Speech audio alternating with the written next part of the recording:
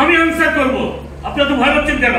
যা হোক, এগুলি আর না বাড়িয়ে এখন বলতে চাই, দেশে একটি স্বচ্ছ নির্বাচন করতে হবে, গণতন্ত্র করতে হবে, গণতন্ত্র প্রতিষ্ঠা করতে হবে। সেখানে সেনাবাহিনীরও ভূমিকা রাখতে হবে। আজকে যে অবস্থা দেশে, নির্বাচন দিলে এই পুলিশ দিয়ে নির্বাচন সম্ভব? পুলিশ তো দাঁড়িয়ে থাকে, আমরা যাই যে চলাফেরা করেছে, ট্রাফিকটা কাজ করে না। তারা মনে হয় যে তাদের ঘুমায়, কেউ আকাশের দিকে তাকায় থাকে, কেউ এদিকে তাকায়, কেউ পকেটে হাত দেয়। কি অবস্থা! এই পুলিশ দিয়ে নির্বাচন করা সম্ভব না। সেনাবাহিনী মোতায়েন করতে হবে সারা দেশে। শক্তভাবে প্রশাসনকে ভূমিকা রাখতে হবে। প্রশাসনের ভিতরে যেসব আওয়ামী চক্র আছে, ফ্যাসিস্টের দালাল আছে, সেগুলোকে ইনভেস্টিগেশন করে বের করে দিতে হবে। যান, বয়াতে যান, এবং তাদের দুর্নীতির বিচার করতে হবে। এই 17 বছরে যত আমলা দুর্নীতি করেছে, পুলিশ দুর্নীতি, অফিসার দুর্নীতি করেছে, দুর্নীতির বিচার করতে হবে। এবং নতুন ভাবে দরকার আর পুলিশের লোক দিতে হবে, প্রশাসনের লোক দিতে হবে। অসুবিধা কি? কন্ট্রাক্ট সার্ভিস আসবে, আমেরিকাতে হয় এগুলা। গভর্নমেন্ট আসার পরে কন্ট্রাক্ট সার্ভিস দিয়ে দেয়। আপনি সচিব ছিলেন, আসেন, আপনি এই মিনিস্ট্রিতে বসেন, চালাবে। অসুবিধা কি?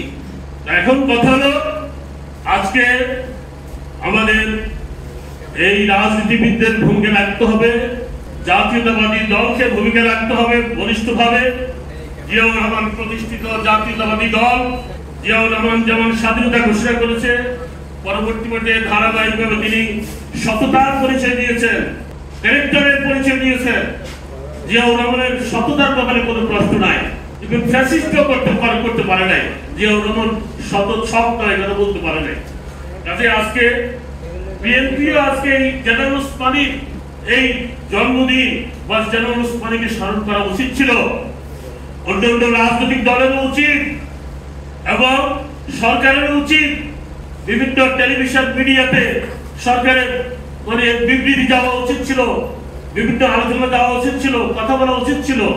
আমি মনে করি জেনারেল ওসমানীর আদর্শে উদ্বুদ্ধ হয়ে আমি বলবো যে আপনারা প্রস্তুত থাকুন।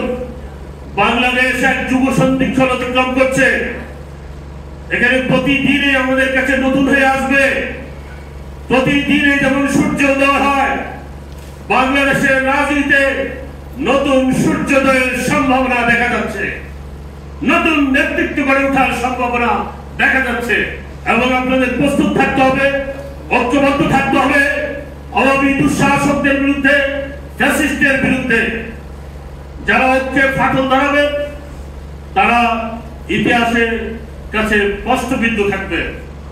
ঐক্যবদ্ধ থাকতে হবে আওয়ামী বিরোধী সমস্ত শক্তি।